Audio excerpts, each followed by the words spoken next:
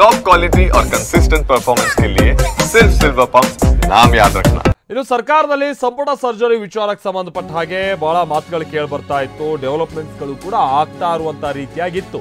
ಆದ್ರೆ ಸಂಪುಟ ಪುನರಚನೆನೋ ಅಥವಾ ವಿಸ್ತರಣೆನೋ ಇದಕ್ಕೆಲ್ಲ ತಾತ್ಕಾಲಿಕ ಬ್ರೇಕ್ ಹಾಕುವಂತ ನಿಟ್ಟಿನಲ್ಲಿ ಸಿದ್ದರಾಮಯ್ಯನವರ ಲೆಕ್ಕಾಚಾರ ಇದೆ. ಏನು ಸಿದ್ದರಾಮಯ್ಯನವರ ಲೆಕ್ಕಾಚಾರ ಪ್ರಕಾರವಾಗಿ ಸರ್ಕಾರಕ್ಕೆ 30 ತಿಂಗಳು ತುಂಬುವ ತನಕ ಸಂಪುಟ ಪುನರಚನೆ ಮಾಡೋದು ಬೇಡ. 30 ತಿಂಗಳು ಅಂತ ಅಂದ್ರೆ 2.5 ವರ್ಷ ಆಗಬೇಕು ಅಂತ ಹೇಳಿ. ಸೊ ಪುನರಚನೆ ಬಗ್ಗೆ ಸಿಎಂ ಆನಂತರದಲ್ಲಿ ಆಸಕ್ತಿಯನ್ನು ಹೊಂದಿದ್ದಾರೆ ಅನ್ನುವಂಥದ್ದು ಗೊತ್ತಾಗ್ತಾ ಇದೆ. ಬಟ್ ವಿಚಾರ ಏನು ಅಂತ ಅಂದರೆ ಈ ಲೆಕ್ಕಾಚಾರದ ಪ್ರಕಾರವಾಗಿ ಹೌದು ಸದ್ಯಕ್ಕೆ ಪುನರಚನೆ ಇಲ್ಲ 30 ತಿಂಗಳುಗಳ ತನಕ. ಆಮೇಲೂ ಅದು ಪುನರ್ರಚನೆನೋ ಅಥವಾ ವಿಸ್ತರಣೆಗೆ ಮಾತ್ರ ಸೀಮಿತ ಆಗುತ್ತೋ ಗೊತ್ತಿಲ್ಲ.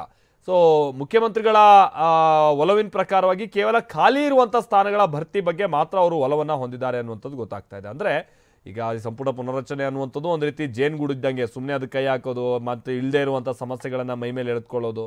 ಆಮೇಲೆ ಹೈಕಮಾಂಡ್ ಕೂಡ ಸ್ವಲ್ಪ ನಿರಾಸಕ್ತಿಯನ್ನು ಹೊಂದಿದೆಯಂತೆ. ತಕ್ಷಣಕ್ಕೆ ಸಂಪುಟ ಪುನರ್ರಚನೆ ಮಾಡಿದ್ರೆ ಮತ್ತಷ್ಟು ಹೊಸ ಗೊಂದಲ ಸೃಷ್ಟಿ ಆಗ್ಬೋದು ಅಂತ. ಎಐಸಿಸಿ ಅಧಿವೇಶನ ಮುಗಿದ ಬಳಿಕ ಸ್ಪಷ್ಟ ನಿರ್ಧಾರ ತೆಗೆದುಕೊಳ್ಳುವಂಥ ಸಾಧ್ಯತೆ ಇದೆ ಹೈಕಮಾಂಡ್ ಅನ್ನುವಂಥದ್ದು ಗೊತ್ತಾಗ್ತಾ ಇದೆ.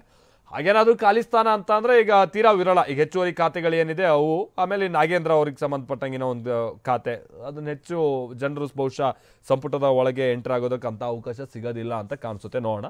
ಪ್ರಸನ್ನ ನಮ್ಮ ಪ್ರತಿನಿಧಿ ಇದಕ್ಕೆ ಸಂಬಂಧಪಟ್ಟಂಗೆ ಮತ್ತಷ್ಟು ಡೀಟೇಲ್ಸ್ ಅನ್ನು ಕೊಡ್ತಾರೆ. ನಮ್ಮ ಜೊತೆಗೆ ನೇರ ಸಂಪರ್ಕದಲ್ಲಿ ಜಾಯ್ನ್ ಆಗ್ತಾ ಇದ್ದಾರೆ. ಪ್ರಸನ್ನ, ಕಾಂಗ್ರೆಸ್ನ ಕೆಲ ನಾಯಕರುಗಳು ಸಂಪುಟ ಪುನರಚನೆ ಆಗಬೇಕು ಅನ್ನುವಂಥ ನಿಟ್ಟಿನಲ್ಲಿ ಅಥವಾ ವಿಸ್ತರಣೆ ಆದರೂ ಆಗಬೇಕು ಅನ್ನುವಂಥ ನಿಟ್ಟಿನಲ್ಲಿ ಬಹಳ ಒಲವನ್ನು ಹೊಂದಿದ್ದಾರೆ. ಹೈಕಮಾಂಡ್ ತನಕನೂ ಕೂಡ ಹೋಗಿ ಲಾಬಿ ನಡೆಸೋದು ಮತ್ತೊಂದು ಇದೆಲ್ಲ ಆಗ್ತಾ ಇದೆ ಅನ್ನುವಂಥದ್ದು ಗೊತ್ತಾಗ್ತಾ ಇದೆ. ಸೊ ಸಿದ್ದರಾಮಯ್ಯನವರ ಒಲವು ಏನಿರುವಂಥದ್ದು, ಅವ್ರ ಲೆಕ್ಕಾಚಾರ ಏನಿರುವಂಥದ್ದು, ಪುನರ್ರಚನೆನೋ ಅಕಸ್ಮಾತ್ 30 ತಿಂಗಳ ನಂತರ ಆದರೂ ಕೂಡ ಅದು ವಿಸ್ತರಣೆಗೆ ಮಾತ್ರ ಸೀಮಿತ ಆಗಿರುತ್ತೋ, ಏನು ಕತೆ ಪ್ರಸನ್ನ?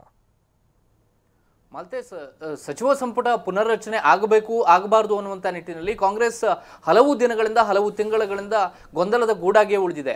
ಇದೀಗ ಮುಖ್ಯಮಂತ್ರಿ ಸಿದ್ದರಾಮಯ್ಯನವರು ದೆಹಲಿ ಪ್ರವಾಸ ಮಾಡಿದ್ರಿಂದಾಗಿ ಎಲ್ಲೋ ಒಂದು ಕಡೆ ಹೈಕಮಾಂಡ್ ಸಚಿವ ಸಂಪುಟ ಪುನರ್ರಚನೆಗೆ ಗ್ರೀನ್ ಸಿಗ್ನಲ್ನ ಕೊಡಬಹುದು, ಮತ್ತೊಂದಷ್ಟು ಮಂದಿ ಕನಿಷ್ಠ 6 ರಿಂದ 7 ಮಂದಿಯನ್ನ ಸಚಿವ ಸಂಪುಟಕ್ಕೆ ಸೇರ್ಪಡೆ ಮಾಡಿಕೊಳ್ಳೋದಕ್ಕೆ ಅವಕಾಶ ಆಗಬಹುದು ಅನ್ನುವಂಥ ನಿಟ್ಟಿನಲ್ಲಿ ಸಾಕಷ್ಟು ನಿರೀಕ್ಷೆಗಳು ಆಕಾಂಕ್ಷೆಗಳಲ್ಲಿ ಗರಿಗೆದರಿತು. ಆದರೆ ಸದ್ಯದ ಮಾಹಿತಿಯ ಪ್ರಕಾರ ತಾತ್ಕಾಲಿಕವಾದಂಥ ಬ್ರೇಕ್ ಸಿಕ್ಕಂತೆ ಕಂಡು ಬರ್ತಾ ಇದೆ. ಎಐಸಿಸಿ ಅಧಿವೇಶನ ಈ ವಾರ ಇದೆ. ದೆಹಲಿಯ ಈ ಎಐಸಿಸಿ ಅಧಿವೇಶನ ನಡೆದ ಬಳಿಕ ಸಂಪೂರ್ಣ ನಿರ್ಧಾರವನ್ನು ಹೈಕಮಾಂಡ್ ತೆಗೆದುಕೊಳ್ಳಿಕ್ಕಿದೆ. ಒಂದು ಕ್ಯಾಬಿನೆಟನ್ನು ರೀಶಫಲ್ ಮಾಡಬೇಕು ಅಂತಂದರೆ ತಕ್ಷಣಕ್ಕೆ ಮಾಡಿದ್ರೆ ಎಲ್ಲೋ ಒಂದು ಕಡೆ ಒಂದಷ್ಟು ಗೊಂದಲಗಳು ಕ್ರಿಯೇಟ್ ಆಗ್ಬೋದು.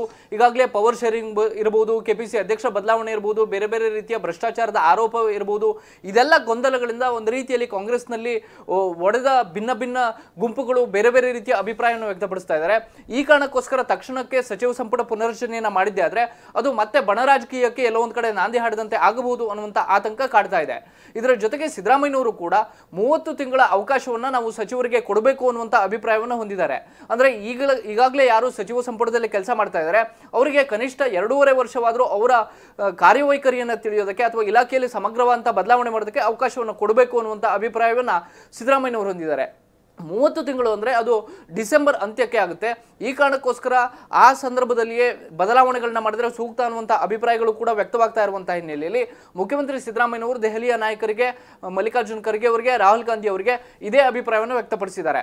ತಕ್ಷಣಕ್ಕೆ ಗೊಂದಲಗಳು ಹೊಸದಾಗಿ ಸೃಷ್ಟಿ ಆಗೋದು ಬೇಡ ಅನ್ನುವಂಥದ್ದು ಒಂದಾದರೆ, ಈಗ ಇರುವಂಥ ಸಚಿವರು ಕೂಡ ತಮಗೆ ಅವಕಾಶವನ್ನು ಕೊಡಿ ಅನ್ನುವಂತಹ ಮಾತನ್ನು ಹೇಳ್ತಾ ಇದ್ದಾರೆ. ಈ ಕಾರಣಕ್ಕೋಸ್ಕರ ಕನಿಷ್ಠ 30 ತಿಂಗಳ ಅವಕಾಶವನ್ನು ಕೊಡಬೇಕು ಅನ್ನುವಂಥ ನಿಟ್ಟಿನಲ್ಲಿ ಚರ್ಚೆಗಳು ನಡೀತಾ ಇರುವಂಥದ್ದು. ಸಿಎಂ ಸಿದ್ದರಾಮಯ್ಯನವರು ದೆಹಲಿ ಪ್ರವಾಸದ ಬಳಿಕವೂ ಕೂಡ ಸಚಿವ ಸಂಪುಟ ಪುನರ್ರಚನೆ ಮಾಡುವಂತಹ ಆಸಕ್ತಿಯನ್ನು ತೋರಿಸ್ತಾ ಇಲ್ಲ. ಈಗ ಇರುವಂತಹ ಹೆಚ್ಚುವರಿ ಖಾತೆಗಳು ಅಂದರೆ ನಾಗೇಂದ್ರ ಅವರ ರಾಜೀನಾಮೆಯಿಂದ ತೆರವಾಗಿರುವಂಥ ಖಾತೆ ಮತ್ತು ಉಳಿದಂಥ ಕೆಲವೊಂದು 2-3 ಖಾತೆಗಳು ಮಾತ್ರ ಮುಖ್ಯಮಂತ್ರಿಗಳ ಬಳಿ ಹೆಚ್ಚುವರಿಯಾಗಿ ಉಳಿದಿದ್ದಾವೆ. ಅಂಥ ಖಾತೆಗಳನ್ನ ಮಾತ್ರ ಭರ್ತಿ ಮಾಡಿಕೊಳ್ಳೋದಕ್ಕೆ ಹೆಚ್ಚು ಆಸಕ್ತಿಯನ್ನು ತೋರಿಸ್ತಾ ಇದ್ದಾರೆ.